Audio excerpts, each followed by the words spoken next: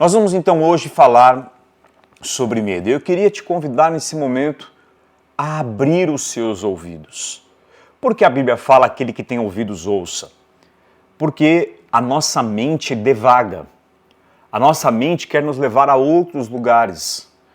E a batalha, há um livro da Joyce Meyer que eu gosto muito, que é o Campo de Batalha na Mente, onde se passa a tal da guerra espiritual. O que é batalha espiritual? Onde é e se existe essa batalha espiritual, qual é o lugar? E a Joyce Meyer explica profundamente que é na nossa mente, nos nossos pensamentos. Então a tua mente quer te levar a vários pensamentos, preocupações. Talvez você seja aquela pessoa, não, eu vou ouvir o culto fazendo alguma coisa junto. Se você não tiver outra opção, tudo bem, mas se você puder, pare. Aquiete-se para ouvir essa mensagem. Em Romanos capítulo 8, versículo 35, Romanos 8, 35, diz assim: quem nos separará do amor de Cristo? Será tribulação, ou angústia, ou perseguição, ou fome, ou nudez, ou perigo, ou espada? 37. Então, quem nos separará do amor de Cristo? O que pode te separar do amor de Cristo? 37.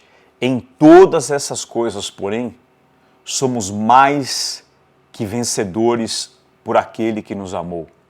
Porque estou bem certo que nem a morte, nem a vida, anjos, coisas do presente, coisas do porvir, que é o amanhã, os medos que nós temos do amanhã, nem poderes, nem altura, nem profundidade, nem qualquer outra criatura poderá nos separar do amor de Deus que está em Cristo nosso Senhor.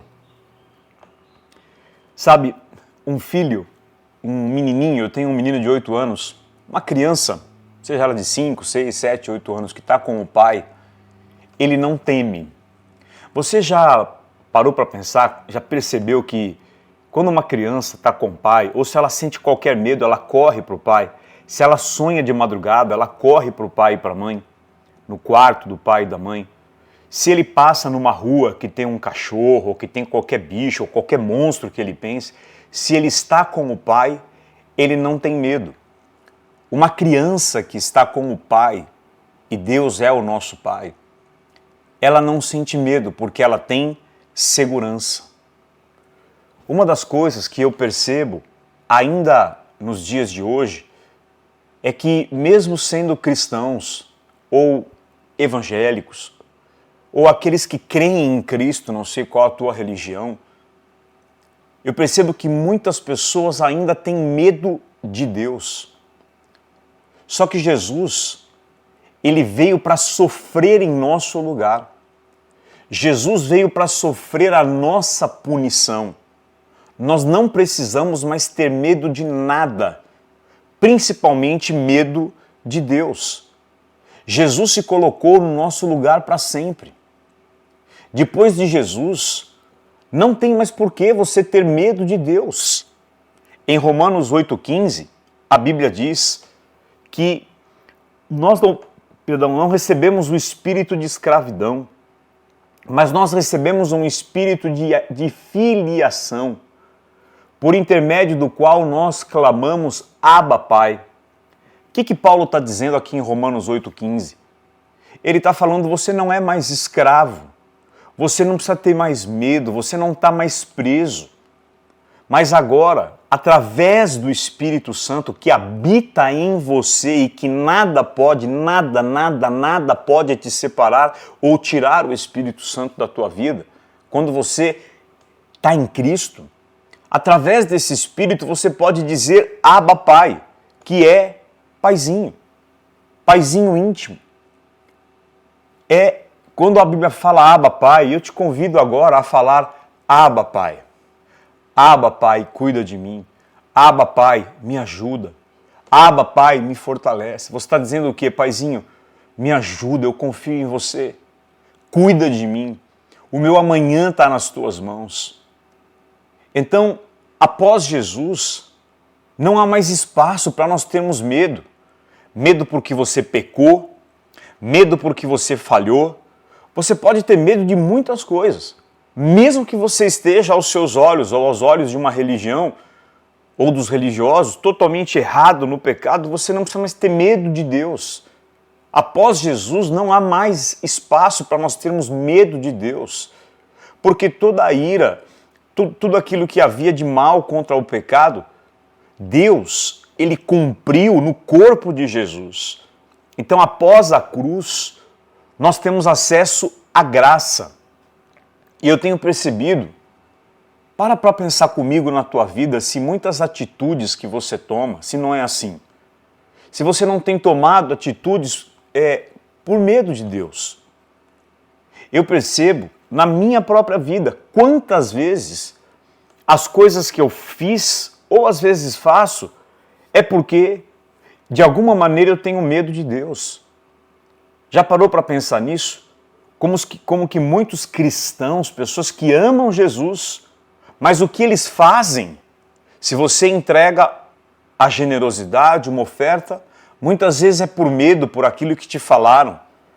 Ou você não peca por medo. Você faz coisas, você jejua por medo. Você serve a Deus por medo. Você lê a Bíblia, você ora. Tudo bem, pode até ter uma fachada que diz, não, é porque eu amo, eu quero ler, eu quero me... Mas, às vezes, no nosso inconsciente, tem um medo de Deus. Se eu não fizer isso, se eu não andar certo, vai que Deus põe a mão, vai que Deus castiga. Perceba como está enraizado no ser humano um entendimento de que ele tem que ter medo de Deus. Aí você vai me perguntar, pastor, mas e o temor? A raiz da palavra temor, sabe qual é? É adoração. Temor não é medo, é adoração. Eu estava com um amigo almoçando com o Bispo Alex nessa sexta-feira e ele me falou, Lê, temor é eu ver Deus me vendo. Temor é você ver Deus te vendo. Então, saber que Ele está presente, que Ele está comigo em todos os momentos. Então, eu amo, eu reverencio, sim, eu tenho temor, que é adoração, mas sobre todas as coisas, Ele é um Pai. Eu tenho filhos, você tem filhos? Se você não tem, você já viu a relação de um pai amado, de uma mãe amada com um filho? Já viu como esse filho age com o pai? Ele tem um respeito, é claro, mas ele tem muita liberdade. Isso é a paternidade. O nosso Deus, Ele é aquele que Jesus falou na parábola do filho pródigo.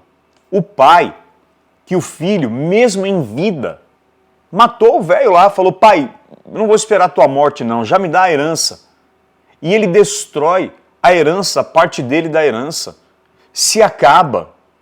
Ele virou as costas para o pai, ele feriu, ele pecou, ele magoou, ele rompeu a aliança, ele desobedeceu. Na hora da necessidade, quando ele volta para o pai, ele imaginava encontrar uma figura austera, dura, castigadora, punidora. O pai não era assim, mas essa era a mentalidade dele. Mas quando ele chega, o que ele encontrou? Um pai que todos os dias estava na sacada, na porta, olhando para a estrada, com a esperança que o filho voltasse. Quando o filho preparou aquele discurso, pequei contra o céu e diante de ti, ele nem chegou a completar. O pai interrompe, abraça, beija aquele filho. Esse é o pai que nós temos. Por que eu estou te falando isso? Porque após Jesus não há mais espaço para nós termos medo de Deus. No Salmo 27, no versículo 1, o salmista ele fala algo maravilhoso a respeito de nós termos essa confiança. O Senhor, Salmo 27, 1, o Senhor é a minha luz e a minha salvação. O Senhor, o Criador do universo, o Todo-Poderoso. Então, Ele é a minha salvação, de quem terei medo? O Senhor é a fortaleza da minha vida, a quem temerei? Olha o que diz agora no versículo 3. Ainda que um exército, imagine onde você está agora, pense comigo, onde você está, seja num apartamento, numa casa, onde você mora. Um exército acampou-se contra você para te matar. Ele fala, ainda que um exército se acampe contra mim, não se atemorizará o meu coração. E se estourar a guerra contra mim, ainda assim terei confiança. Deus, eu não vivi isso ainda, eu não vivo isso ainda. Mas Deus quer nos levar a um nível de paz, de libertação na mente. Presta bem atenção, e se tua mente divagou, volta para cá agora. E se você não compartilhou esse culto, manda para alguém nesse momento. Eu sei, o mundo inteiro está sentindo medo nesse momento, porque o medo não é uma condição externa, ele é um pano de fundo que existe como um som baixo, constante na vida de todo ser humano por causa do pecado.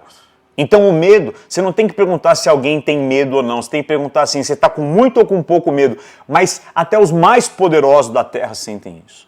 Então não há ninguém que não precise dessa palavra.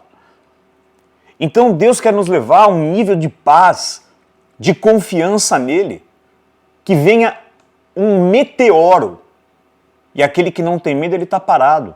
Ele não vai sair correndo, pode vir, pode explodir aqui, não tem problema.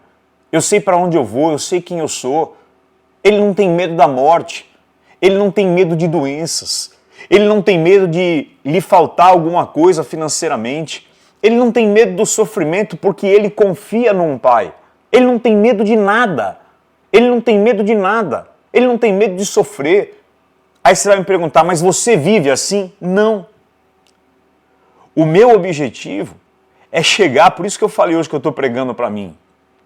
Em muitos momentos eu tenho essa total confiança em paz, mas em muitos outros momentos eu tenho também assolações na mente, mas que são fantasmas, como Pedro lá na tempestade, são fantasmas. Então eu quero te falar hoje sobre 3 coisas que, se você entender ao longo da tua vida e da tua caminhada com Deus, todo medo vai ser tirado. De novo eu quero te dizer isso, eu vou repartir com você agora 3, 4 coisas que, se eu aprender, se eu conseguir praticar, e se você está aqui é porque Deus quer nos levar a essa prática, se a gente conseguir viver isso, você vai arrancar, extirpar todo o medo da tua vida. Então, a primeira coisa, para você viver esse nível de paz, de tranquilidade, de confiança, de segurança e não ter medo, a primeira coisa é: acredite e entenda a onipotência, a onisciência e a onipresença do teu Deus, a soberania de Deus. Entenda a onipotência. Ele pode tudo, tudo, tudo, tudo. Nada é impossível para Deus. Então, se ainda não fez na sua vida, ele tem outros propósitos, mas ele pode. Ele pode curar, ele pode impedir, ele pode livrar, ele pode fazer qualquer coisa. Entenda a onisciência. Ele conhece não só tudo que você está vivendo, mas ele conhece a quantidade de fios de cabelo que está na tua cabeça. Você já percebeu que todos nós temos uma queda natural, todo ser humano, até uma criança, cai cabelo diariamente. Então a contagem muda. Mas Deus, ele te sonda, ele penetra em você, ele sabe quantas células tem no teu corpo, ele conhece cada osso teu, ele conhece as tuas necessidades. Conheça a onipresença. Ele está com você. Davi fala: como me ausentarei do teu espírito? É impossível. O Salmo 121 diz que ele é uma sombra à nossa direita. Ele está em todos os lugares. Eu estava vendo um vídeo e a pessoa falava assim: ele te espia através das folhas. Para pensar, cada folha de uma árvore, a gente vê tantas árvores, né? Tem tanta árvore onde a gente vive, você anda na rua, tem árvores. Cada folha, Deus está ali te espiando, te olhando. Ele é como o ar, ele é onipresente. O que eu quero te dizer com isso? Que quando eu entendo a onisciência, ele sabe tudo. A onipresença, ele está em todos os lugares, não tem como. O ar está em todos os lugares, e mais do que o ar, Deus está presente. E a onipotência, ele pode mudar a tua história em um milésimo de segundo. E quando você entende essa soberania, essa grandeza dele, então você entende que tudo está no controle dele. Meu amado, olha para mim aqui, querida, olha para mim. Tudo está no controle dele. Nada sai do controle dele. Nem um único pássaro bate a asa para voar 1 centímetro se não estiver no controle dele. Ele está no controle de tudo. Hebreus capítulo 1 fala que ele sustenta todo o universo. Cada verruguinha, cada espinha, cada pelinho encravado, qualquer coisa no teu corpo, ele conhece. Ele sabe teus medos, ele conhece teus desejos. Ele é um pai de amor, ele sabe teus sonhos. Ele sabe os pesadelos que você tem, as madrugadas que você enfrenta, cada lágrima, ele conhece, tudo está no controle dele. Então, eu não preciso mais ter medo. Eu quero falar com você de um versículo que para mim é o versículo mais impressionante do mundo, quando a gente fala de vencer o medo. Em 1 João, no capítulo 4, não disperse em nada nessa palavra agora eu vou para uma das partes mais importantes. Em 1 João capítulo 4, versículo 18, 1 João 4, 18, no amor não existe medo. Antes, o perfeito, eu vou falar coisas profundas que se você não desviar a atenção, você não vai entender. Antes, o perfeito amor lança fora o medo. O que é essa palavra perfeito amor? É o amor completo. Essa palavra perfeito, no grego, é a palavra teleios, que quer dizer finalizado, levado ao fim. Aquilo que é completo, aquilo que se tornou adulto e maduro. Então, quando fala do perfeito amor, não é a perfeição do amor de Deus por nós, mas é o quanto o meu entendimento do amor dele ao longo da minha vida amadureceu, o quanto esse entendimento desse amor está maduro e completo em mim. Então ele fala, no amor não existe medo. Antes, o perfeito amor lança fora o medo. Ou seja, quando que o medo vai embora? Quando esse entendimento do quanto ele me ama está completo, adulto, maduro, pleno dentro de mim.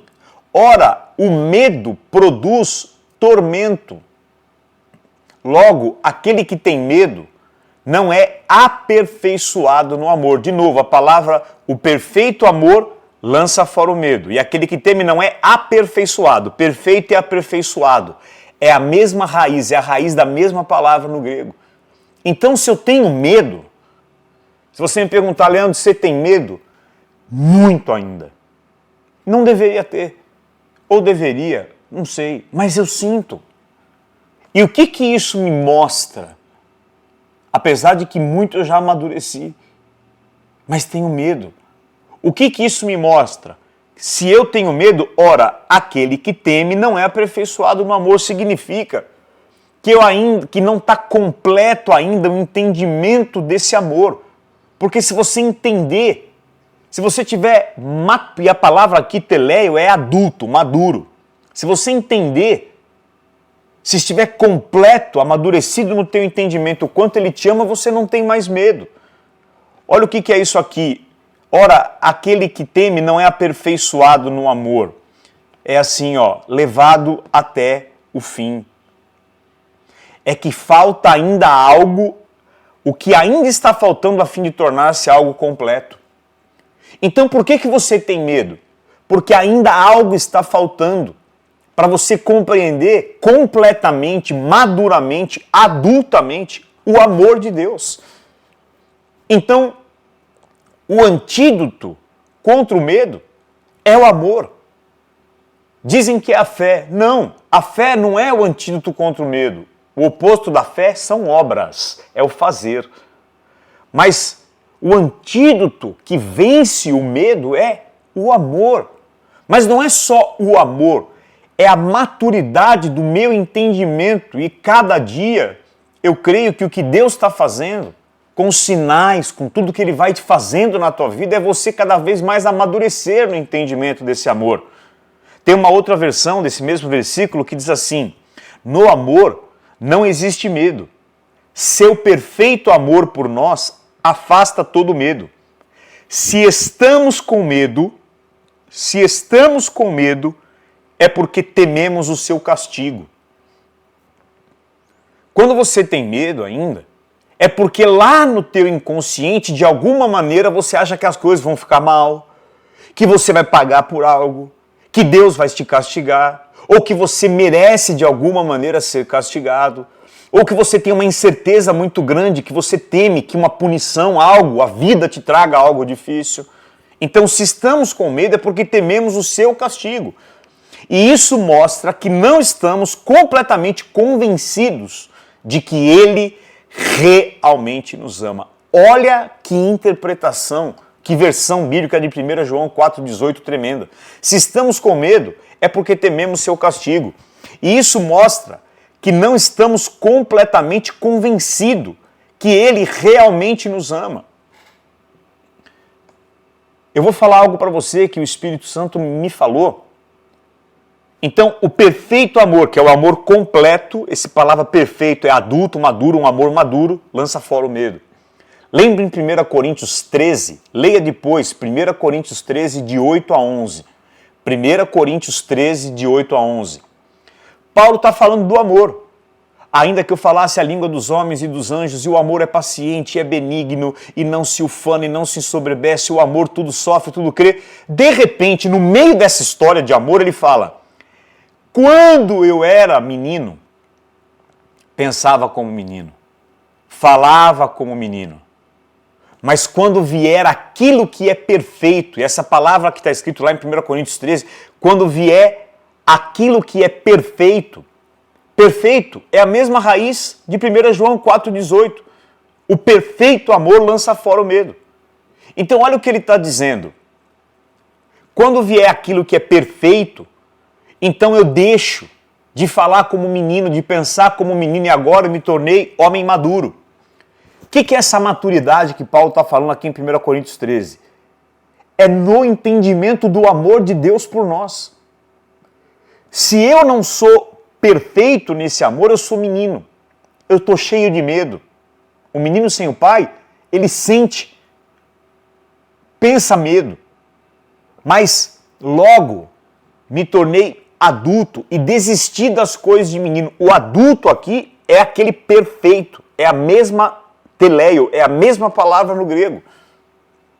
É você ser aperfeiçoado. Menino é o imaturo no amor, adulto é o maduro no amor. Quantas vezes o Senhor Jesus disse: não se atemorize, não se turbe o vosso coração. João 14, 1 e também o 27. Não tenhais medo, na casa do meu pai tem muitas moradas.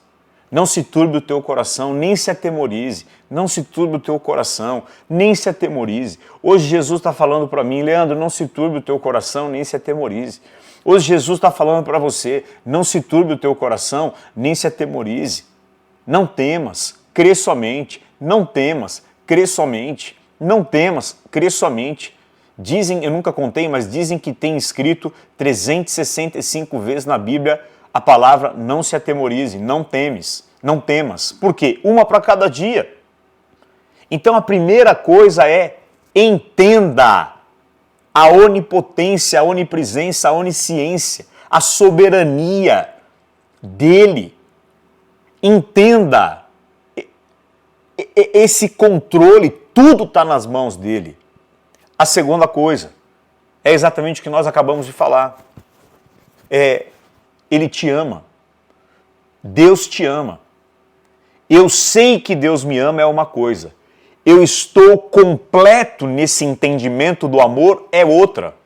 Ah, como é que eu sei se realmente eu acredito que Deus me ama? Como é que eu posso saber que realmente eu creio o quanto Deus me ama? É só olhar para o quanto você sente de medo. O medo é o sintoma. O medo é o indicador, é o termômetro que mede o quanto eu entendo, o quanto ele me ama. E aí, querida, se você teve dificuldades com o teu pai, se você teve uma infância de abandono, de rejeição, ou se de alguma maneira tua mãe, teu pai, quem for, você teve na tua infância momentos de abandono ou interpretações de abandono, você tem muita dificuldade de acreditar no amor de Deus. Porque você fala, ele é pai, mas olha o que o meu pai, olha o que eu passei, olha o que eu sofri. Ou talvez você nem lembra, mas naquela época você interpretou, mesmo teu pai sendo carinhoso, tua mãe presente, você interpretou um abandono em algum momento. E nós temos dificuldade então de acreditar nesse amor. Mas se você quiser vencer o medo, se libertar cada dia mais das... Imagina uma cebola. Imagina que a cebola é o medo e você está lá no meinho. Cada dia você vai tirando uma casca de medo até que sobra só o amor. E se você quiser ser aperfeiçoado no amor, porque é isso que vence o medo, o entendimento do quanto ele te ama, você precisa entender. Deus te ama. O amor é o antídoto do medo. Esses dias o meu filho agiu de uma maneira errada comigo e eu não fiz nada. Eu tô meio mole, né, como pai. 48 anos, você fica mais... E aí Deus me falou assim, sabe por que ele age assim com você? Não foi assim um desrespeito, mas Deus me falou, sabe por que ele age assim com você? Porque ele sabe, como filho, o quanto ele é amado. Por isso ele age assim. Por isso ele tem até uma liberdade excessiva com você. Porque ele sabe o quanto ele é amado. E quando Deus me falou isso, ele falou assim, e você, Lê? Você sabe o quanto você é amado por mim? Você tem a liberdade comigo que ele tem com você? Meu filho tem a liberdade comigo, irmãos, que é só um negócio assim, misericórdia. Até um amigo me falou esses dias, ô Benjamin, eu gostaria de ter com Deus a liberdade que você tem com teu pai. E por que a gente não tem? Porque nós fomos ensinados que Deus é um peso, que ele não é esse pai amoroso que realmente... Não, ele ama, mas Deus é amor, mas também é terror, e ele castiga, e ele disciplina. São entendimentos errados da Bíblia e principalmente da nossa criação do que é paternidade. Mas aí a pergunta é essa. O que Deus me falou? Ele age assim porque ele sabe que é amado. Você sabe o quanto você é amado? Você acredita no quanto você é amado? Pensa comigo. O que foi o pecado no Éden? O pecado no Éden, presta bem atenção nisso, eu vou falar uma coisa muito profunda para você agora. É triste o que eu vou falar porque ainda acontece o mesmo pecado do Éden. Você já praticou, eu já pratiquei, nós fazemos isso. Sabe qual foi o maior pecado do Éden? Ou qual foi o pecado no Éden? Foi ter tirado Deus do jogo. O pecado do Éden, lá no final, qual era realmente o significado da atitude de Eva e Adão? Não precisamos de você, Deus. A gente sabe o que é o melhor para nós. O pecado do Éden foi tirar Deus da equação. Eu não preciso de você. Agora eu quero decidir. Eu sei o que é melhor para mim. Eu vou fazer do meu jeito. Eu cuido de mim. Eu sei o melhor. Tira, Deus, pode ficar na tua. Eu sei exatamente o que é o melhor para mim. Dá licença, pode sair, por favor, se retire. Foi isso que eles fizeram com Deus e é isso que nós fazemos com Deus. Dá licença, eu sei cuidar de mim. Cada vez que você resiste, se revolta contra o teu estado atual, contra o que você está vivendo, você está dizendo, saia, eu sei o que é melhor para mim, eu não deveria estar vivendo isso. E eu vou te fazer uma pergunta muito séria agora. Hoje, se você pudesse, você mudaria alguma coisa na tua vida? Hoje, se você fosse Deus, o que você alteraria no teu status atual?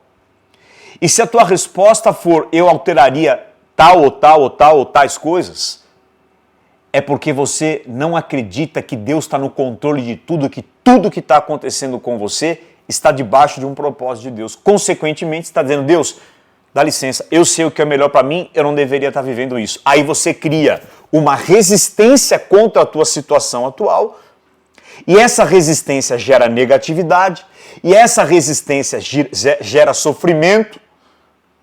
Agora, o que dissolve essa resistência? A aceitação de tudo que você viveu no teu passado até aqui, a aceitação de todo o teu status atual, a aceitação do entendimento que não há nada na tua vida hoje que Deus não saiba, e como Pai que conhece muito mais, porque os pensamentos dele são muito maiores, ele sabe o que é o melhor para você. Mas se hoje você fala, não, eu alteraria tal coisa na minha vida, claro, se você está, por exemplo, desempregado, você fala, não, eu gostaria de ter milhões na conta. Mas você não entende que isso que está acontecendo é para trabalhar algo muito mais importante em você, para depois Deus te dar ou não, talvez uma quantia dessa, eu não sei. Mas perceba como a equação do Éden, o pecado do Éden, ele ainda se repete. O cristianismo hoje ainda é assim. Eu sei o que é melhor para mim. Pare para pensar se esse ainda não é o movimento do cristianismo hoje. Por isso eu vou na igreja, eu quero autoridade, eu quero poder, para eu fazer os milagres, para eu trazer à existência aquilo que eu sei que é o melhor para mim. Como é que você sabe? Como é que eu sei? Eu vou ser honesto para você, eu queria fugir da situação que eu estou enfrentando agora. E eu poderia até fugir. Você também pode, você tem livre-arbítrio, você tem escolha, na verdade. Não livre-arbítrio, mas você tem escolha. Eu queria fugir. E por que eu quero fugir?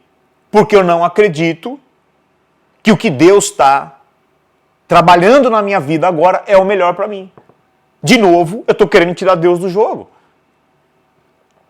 Então, a igreja hoje faz campanha, é o jejum disso, é o jejum daquilo, é a oferta para isso, para aquilo, tudo porque eu quero traçar o meu caminho. Eu quero traçar a minha rota, eu quero traçar o meu destino, eu sei o que é o melhor para mim. Eu e você, nós estamos fazendo como Adão e Eva fizeram. Deus dá licença. Aliás, não dá licença não, fica aqui, mas me dá isso, isso, isso e isso, porque eu sei o que é melhor para mim, a vida é isso que eu quero viver. E aí você não aceita o processo que Deus está trabalhando na tua vida. E às vezes, muito do que a gente faz de curso, mentoria, coaching, não sei o que e tal, não é para a gente se entender, aperfeiçoar, é porque eu quero viver, eu quero isso, eu quero tal carro, eu quero tal coisa. Para pensar se não é assim. Tem que acontecer o que eu quero, do meu jeito e no meu tempo. Mas aqui em Isaías, no capítulo 40, você conhece aí o Isaías? O Isaías é o da Bíblia. Isaías 40, 21. Essa palavra é para você, viu? E é para mim. Olha o que ele fala. Acaso não sabeis? Porventura não ouvis? Não tem sido anunciado desde o princípio? Ou não atentastes para os fundamentos da terra? Ele é o que está assentado sobre a redondeza da terra, cujos moradores para ele são como gafanhotos. É ele quem estende os céus como cortina e desenrola como tenda para nos céus habitar. É ele quem reduz a nada os príncipes e torna em nulidade os juízes da terra, faz eles serem nada. Mal foram plantados e semeados, mal se arraigou na terra o seu tronco, já secam, quando um sopro passa por eles e uma tempestade os leva como palha. A quem, pois, me comparareis para que eu lhe seja igual? Deus está falando aqui, eu sou comparado com quem? Se ele é o princípio, ele é o alfa, o ômega, ele é tudo. Ele já existia, ele existe, ele é, na verdade ele não existe, ele é.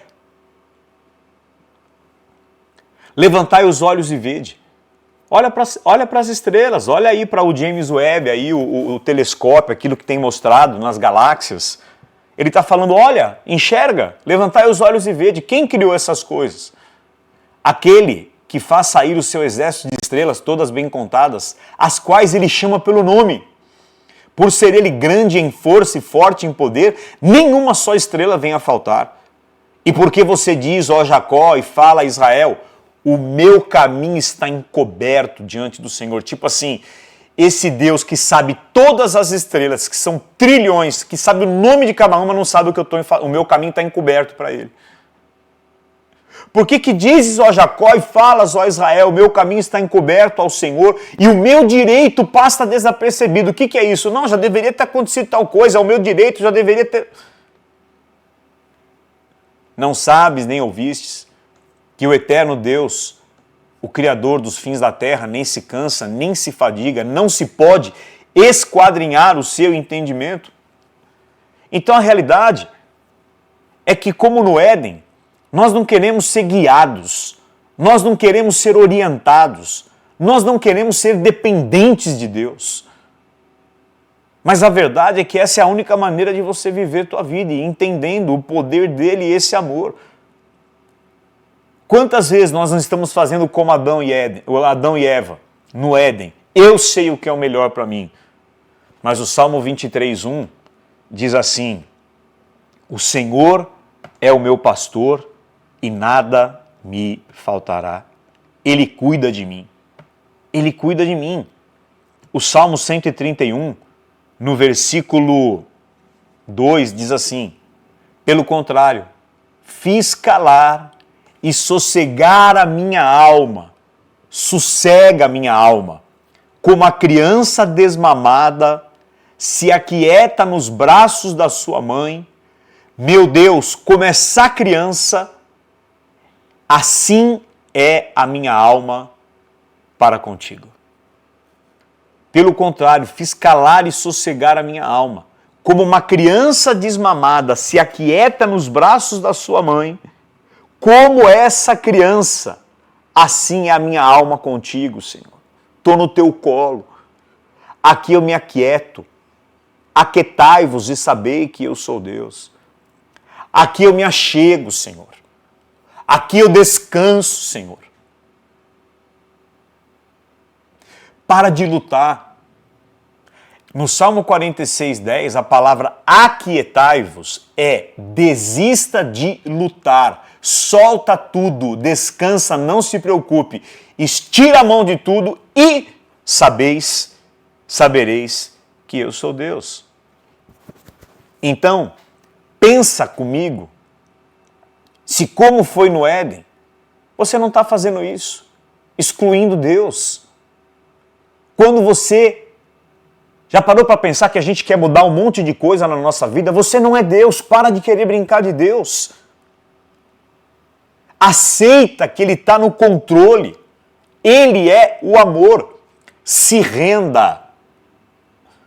Vida de rendição absoluta. Tem um livro com esse nome que até eu recomendo que você leia. Rendição absoluta. Cessa os teus esforços. Se renda. Mas é difícil. Por que é difícil? Porque eu quero estar no controle. Por que você quer estar no controle? E é difícil quando a gente não tem o controle. Porque eu estou falando no segundo tópico. Eu não sei o quanto eu sou amado. Eu não entendo o quanto eu sou amado. Eu não entendo que Ele está no controle de tudo, a onipotência, a onisciência, a onipresença. E eu vou te falar algo agora muito, muito importante. O fato, olha bem para mim, o fato de uma criança se sentir totalmente segura, um dos propósitos do pai e da mãe é levar segurança, fazer essa criança se sentir segura. E o fato do nosso filhinho, filhinha, ter segurança e não se sentir rejeitado, não é porque essa criança sabe que o pai tem dinheiro, poder, autoridade ou faz milagre. Mas o que faz uma criança se sentir segura e não rejeitada é ela saber o quanto ela é amada. É ela acreditar no quanto ela é amada. A segurança dessa criança passa por saber o quanto ela é amada pelo pai. A segurança, a confiança desse menino que está crescendo, dessa menina que está crescendo, e muitos não crescem com essa segurança e com essa confiança, mas a segurança é saber não como o pai faz as coisas, Mas é acreditar que o pai está cuidando dela, que tem o melhor para ela. Aliás, ela nem duvida. Uma criança nem duvida que o pai está dando o melhor para ela ou não. Ela só acredita. Se ela é amada de verdade, se uma criança é amada, ela nem fica pensando, será que eu deveria ter melhor coisa ou não? Ela só acredita que é o melhor. Então, imagina você no banco de trás do carro do teu pai quando você era pequeno. 5 anos, se imagine assim, o Leandrinho lá, com 5, 6 anos, meu pai na frente, eu no banquinho, na cadeirinha atrás. A minha segurança não é saber o que Deus pode me dar, não é saber o que o pai está fazendo. A minha segurança, por que eu entro no carro? Você já percebeu a confiança de uma criança? Ela entra no carro, você pode estar levando ela, sei lá, para tomar uma injeção. Mas você não falou nada, ela vai feliz ali cantando, ela está segura, por um único motivo, porque ela confia no pai. Ela é segura, não porque ela acredita que o pai faz milagre, porque o pai paga as contas dela, ela é segura porque ela acredita no quanto ela é amada. E a tua segurança não é o que Deus pode te dar ou o que Deus pode fazer por você, a tua segurança tem que ser você entender o quanto você é amado. O quanto você é amado. E em terceiro e último lugar, tenha fé. Então eu falei, conhecer a onipotência, a onisciência, a onipresença, ser aperfeiçoado no amor, entender o quanto Ele me ama, e dentro disso, não viva como Adão e Eva viveram no Éden, querendo fazer tudo para manipular, para tudo mudar na tua vida. Eu sei que te ensinaram que você tem que fazer a tua parte, que depende de você, traz o milagre, busca e tal. Mas eu quero te falar algumas coisas muito importantes quanto a isso agora. Então, tenha fé. A terceira coisa é, tenha fé. Fé é ter a certeza que eu estou com Ele e Ele está comigo. Para sempre. Para sempre. Fé é ter a certeza que eu estou nele, dentro dele. Nós habitamos dentro de Deus. Você está dentro dele. E fé é ter essa certeza. E aí, voltando para a criancinha lá, com relação ao pai, ela não sabe como é que o pai paga conta, paga convênio, paga imposto, se o carro está com gasolina, está com IPVA, paga ou não. Ela não sabe, ela não precisa saber no carro o trajeto, será que ele está me levando pelo melhor caminho? Será que o pai está me levando pelo melhor caminho? Mas nós temos essa dúvida com Deus. Mas o fato dessa criança saber o quanto ela é amada, faz ela confiar até de maneira cega, absurda. Ela não precisa entender como é que o pai faz as coisas, como é que a mãe faz a comida, como é que o pai faz para ter dinheiro na conta. Ela simplesmente confia e ela sabe que ela é amada. Ai, pai, me faz entender o trajeto para saber se aqui no carro, no banquinho, na cadeirinha aqui atrás, o Senhor está me levando para o melhor lugar. Ela não precisa conhecer, ela confia que o pai está levando ela pelo melhor caminho, pelo melhor lugar. E você confia nisso? Será que eu confio nisso? Então, primeiro, tenha fé que você está com Ele, que Ele está em você e que você habita nele. Tenha fé, segundo, na provisão dele. Você não precisa ficar pedindo poder, dinheiro, autoridade. Você não precisa ficar pedindo, querido, é verdade. Você não precisa ficar pedindo carro para Deus. Você não precisa ficar pedindo dinheiro, autoridade, poder, ou os milagres que você precisa. Ele é teu pai, ele sabe de tudo que você precisa. É lógico que eu vou orar, vou colocar para ele os meus desejos, mas você não precisa ficar brigando com Deus para que ele te dê as coisas. Não, mas Jacó teve que lutar com o anjo, isso é um outro contexto. Não confunda as coisas. Não pega, ou talvez você escutou alguém falando num contexto errado. Você não tem que ficar lutando por nada, você é herdeiro. Você é herdeiro. O pai sabe, olha o que Jesus falou em Mateus 6, porque o pai sabe dessas, falando lá do passarinho, das flores, o pai sabe do que você necessita, ele sabe do que você precisa.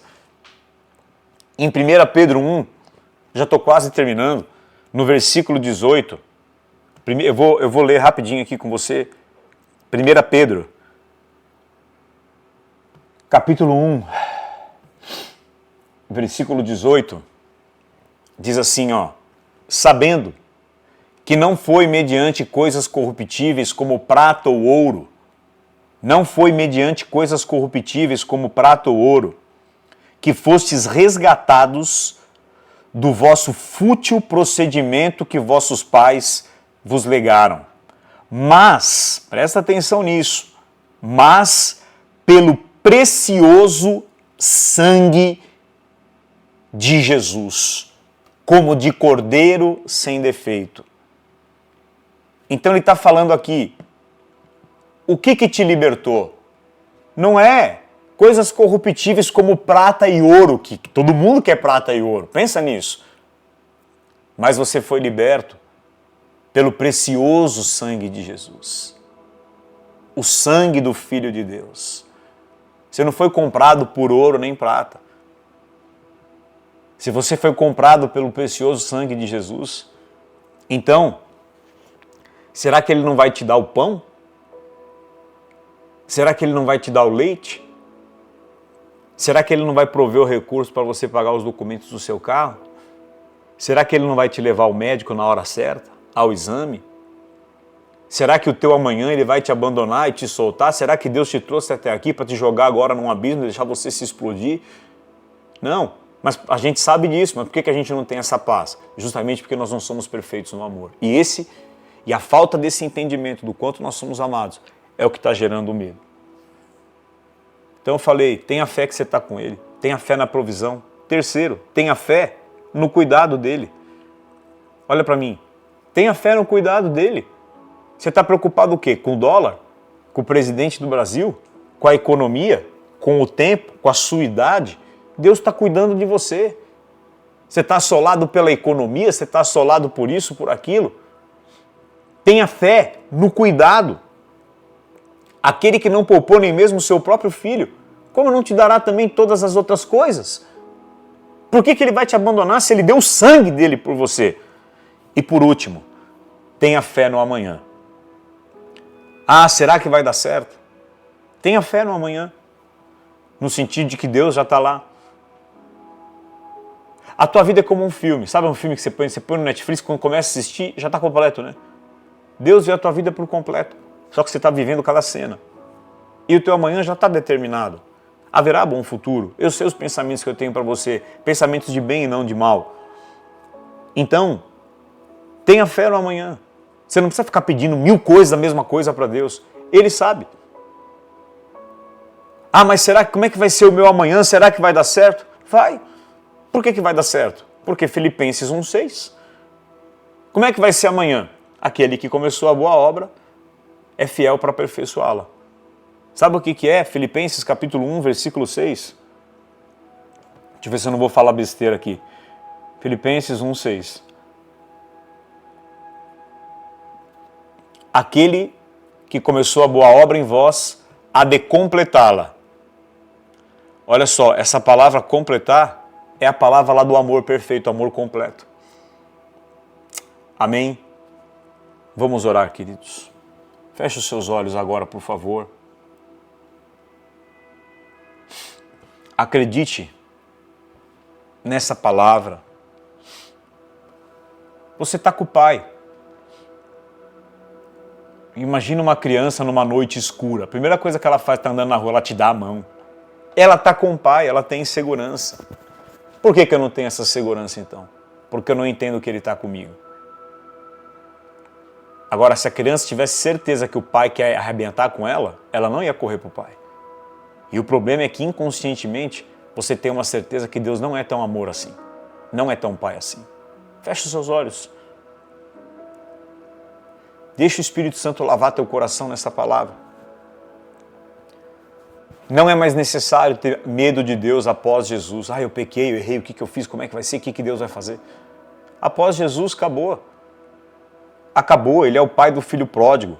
Pode vir o que vier, você não precisa ter medo de nada. Entenda agora a onipresença, a onisciência. Ele está em tudo, Ele sabe de tudo, Ele pode tudo, entenda a soberania. Qualquer espinha que sai no teu corpo, Ele sabe. Ele está no controle. Receba agora esse entendimento.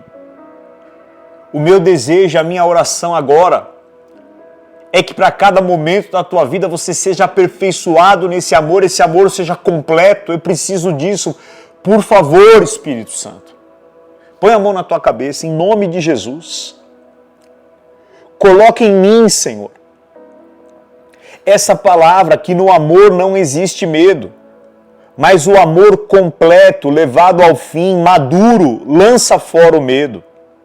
Se estamos com medo é porque tememos castigo. E isso mostra que não estamos convencidos do quanto o Senhor nos ama. Eu tenho sentido isso. Me ajuda, Senhor. Ajuda o teu povo, Jesus. Cada um que assiste agora, Espírito Santo. Nos fazem entender, eu não quero mais ser menino, sentir como menino, eu quero desistir das coisas de menino e ser homem maduro no amor. Não ter medo de nada. E o Senhor te fala, não se turbe o teu coração. Ele te ama. O amor é o antídoto do medo. Me perdoa se eu tenho sido como Adão e Eva no Éden, eu tenho te tirado da minha vida. Todas as vezes que eu quero dizer que eu sei o que é o melhor para mim, que eu não quero depender, que eu não quero ser guiado, que eu não quero ser orientado, dependente.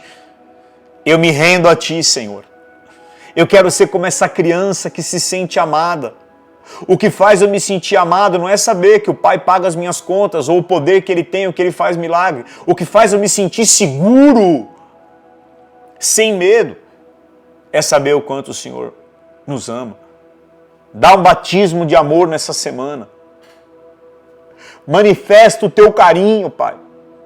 Como uma criança que se aquieta no colo da mãe que ainda amamenta, assim a minha alma quer se aquietar no teu colo. Eu me rendo.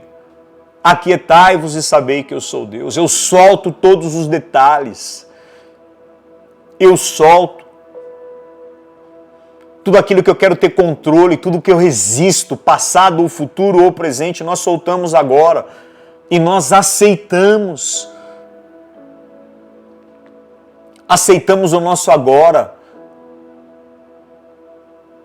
Sabendo que nada saiu do teu controle, que eu não estou vivendo uma maldição por um erro que eu cometi e que eu não estou ouvindo a voz do diabo, nem da minha carne, naquilo que o Senhor está me mandando fazer, eu estou ouvindo a tua voz, ainda que pareça incerto. Eu sei que é o melhor para mim. O Senhor é quem cuida de mim.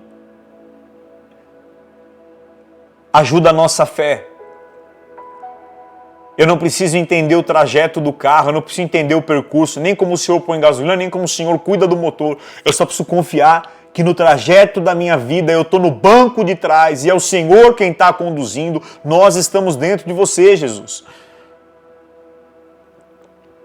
Dá fé na provisão, fé no teu cuidado, que o Senhor está no controle de tudo. Se o Senhor nos comprou pelo teu precioso sangue, como não nos dará qualquer outra coisa, qualquer outra necessidade? Nós queremos ter fé no amanhã e saber que o Senhor está com a gente. Eu quero profetizar que começando nesse domingo, em nome de Jesus, você vai viver isso essa semana, cada dia dessa semana, e ao longo desses próximos anos, você vai ter uma manifestação do amor de Deus. E isso vai te fazer ser maduro no amor. Leia depois 1 Coríntios 13. Cada dia, uma palavra, um dinheiro, um suprimento, um carinho, um cuidado. Então, não se turbe o teu coração, nem se atemorize. Amém?